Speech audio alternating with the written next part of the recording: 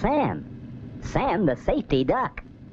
I've heard some kids have been causing trouble on school buses. Sometimes big trouble. So I'm here to help sort things out. What? Did I hear you say you're not troublemakers? Well, maybe you are, maybe you're not. But I've heard that behavior on some school buses looks something like this. Just one big free-for-all. Oh, no, look at this, a tornado.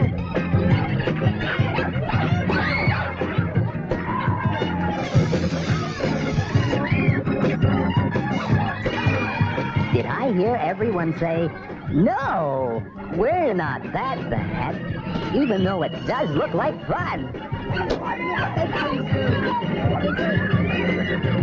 Well, maybe you're not that bad, but I'll bet you don't look like this either.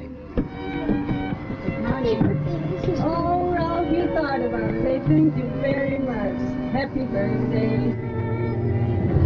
In fact, I'll bet you don't even come close to behaving anything like this. And this is to put in water, eh? So, if you're not super bad, and you're not super good, you must be somewhere in between. More like this, maybe. Looks familiar, eh? But there's quite a bit wrong with behavior like this. Maybe if we go over the bad points and discuss what's wrong with them, we might think twice before doing them again. Let's look at getting on a school bus first. Generally, we fool around till the bus comes. Then we crowd around the door and push and shove to get on. But crowding, pushing, and shoving doesn't succeed in getting us on the bus any faster. In fact, it only slows things down. And there's always a chance that someone might fall and get hurt, or maybe lose or break something that could be pretty expensive to replace. So, if we all lined up on the sidewalk or shoulder of the road as soon as we saw the bus coming, then got on one at a time, things would be a lot quicker and safer too. We'd get to school sooner, and we'd spend less time on the bus. Now, I'm not a dummy. I know the bus takes a long time to come some mornings, and that's why we get restless. And that's why we want to rush on board as soon as it does arrive. However, we should try to play it cool. Even if the bus takes forever and ever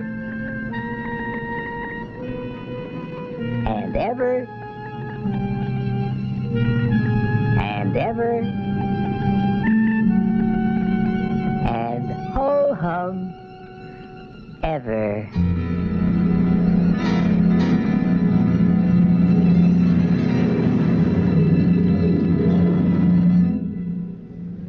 But just because you may have to wait for the bus, don't arrive at the last minute. You may not be around for long if you pull too many stunts like this one. Whatever you do, don't do that. Once we're on the bus, some of us like to save a seat for a friend who'll be getting on later. This kind of kid is commonly known as a seat hog. All right, you two. He's not only being unfair to the guy he won't give up the seat for, he's being unfair to everyone because he's slowing down the bus driver. The driver doesn't like to start the bus moving until everyone is seated or until everyone who has to stand is holding on tightly. Sudden jerks can cause a fall. You could break a leg and end up in a cast in the hospital. Leaving things in the aisle could put a schoolmate in a cast. Broken bones don't mend quickly, and it's no fun being left out of things till they do. So take it easy and do things the right way. Now, this is more like it. Ripping up the bus is definitely not a smart move. Kids who do it are just plain childish and immature. Repairs cost money, and when there isn't enough money available, everyone has to put up with a mess. All because of some dumb kid. If you're one of those kids, think twice about what you're trying to prove. You gain more respect by being good in sports, or a hobby, or something creative, not destructive. Okay.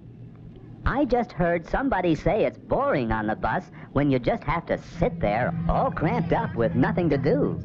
Because it's so boring, you get restless. Besides, it's a crummy bus anyway. Well, have a look at this. Kids in the old days really had it cramped and crummy when they rode their school bus.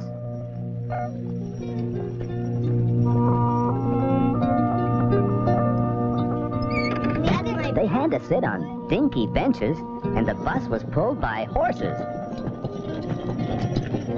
By the looks of these ones, they weren't exactly fast horses either.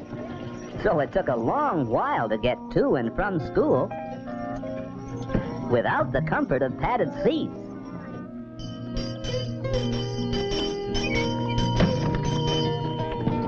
So, you're not so bad off after all. Unless, of course, the price of gas keeps going up.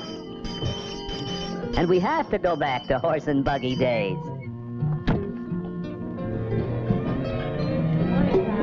We're going to study about the Great Lakes, and anyone here can talk about it?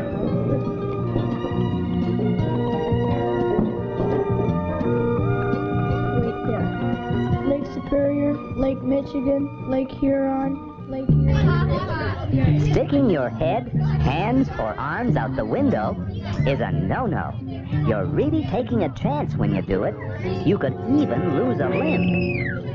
If it gets stuffy on the bus, always ask the driver if you may open a window. But after you do, please stay on the inside, because we don't want to lose any part of you. Throwing things out the window isn't very clever. It can and has caused cars to get into serious accidents. So next time you're planning to get rid of your leftover lunch, save it for the garbage pail, not for someone's windshield. Throwing things inside the bus can be dangerous too. Unnecessary noise and fooling around is also distracting. Driving requires a person's full attention. Just like playing baseball requires your full attention. You'd miss a hit if someone decided to bug you at the crucial moment, and you certainly wouldn't catch a fly ball if someone tripped you up just as it was coming in for a perfect landing. The same thing applies to the driver as he approaches a railway crossing. If everyone is carrying on, he may not hear the train. He could also miss a fire engine siren, an ambulance, or other important traffic warning. If he was startled, he could miss a vital turn, and that could be serious. Very, very serious.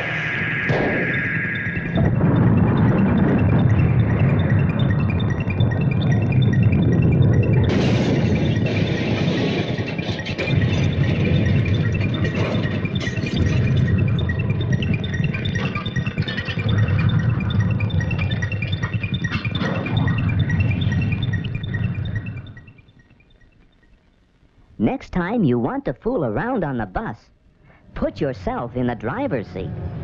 Imagine how you'd cope with the noise, the distractions, the horseplay, and how you'd concentrate 100% on your driving at the same time. It's pretty unlikely that you'd do all right, because driving is a full-time job, just like catching a fly ball. Does your school have a school bus safety patrol? If the answer is yes, you do yourself a favor by cooperating with the patrol member or members on your bus. They've been trained by the police to act as leaders in emergency situations and to watch out for everyone's safety. Your second duty is to assist them in getting on and off the bus. This particular aspect will come in more in the wintertime when we have possible icy conditions on the roadway, icy conditions even on the steps, Again, in emergency situations, there's another instance where we have them going out the front and the rear door. Thirdly, is to help maintain good order and behavior on the bus. There you are assisting the bus driver to maintain Operate this good order. extinguisher again. Say a you fire take it out of unexpectedly broke out on the bus. Your patrol member has been taught exactly how to put it out in the shortest possible time. Use the trigger, but I caution you to aim over top of the fire, then lower it in.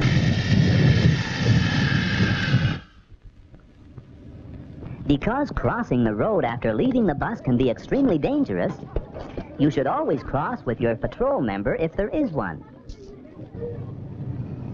If there's no school bus safety patrol at your school and you must cross the road, be very careful. Walk 6 paces in front of the bus so the driver can see you. Then look all ways for cars before you cross. Sometimes cars don't always stop for a school bus, so you have to be on the lookout. If you don't walk 6 paces in front of the bus, the driver can't see you because there is a blind spot right here. These are other blind spots around the bus, and you should keep away from them. If you don't, the driver could start the bus without seeing you, and you could end up looking like a mashed banana.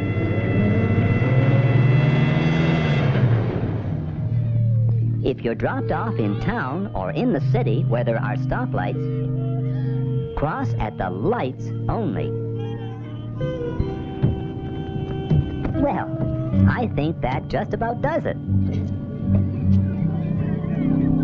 Remember one thing, though. School bus rules won't do anyone any good but you. They weren't designed for your mother's or father's safety, or your teacher's or principal's safety. They're for your safety. If you're not responsible, and if you keep breaking these rules, you could lose your school bus privileges. Then you'd have to walk to school. That's what happened to Charlie here. He thought he was just a little smarter than everyone else. Now he's paying for it. Don't let that happen to you. Sore feet are definitely not cool.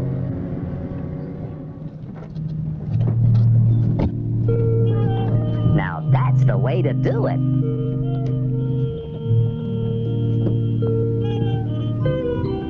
Well, kids, I've got to split now. I sure hope you're going to be okay on your school bus from now on.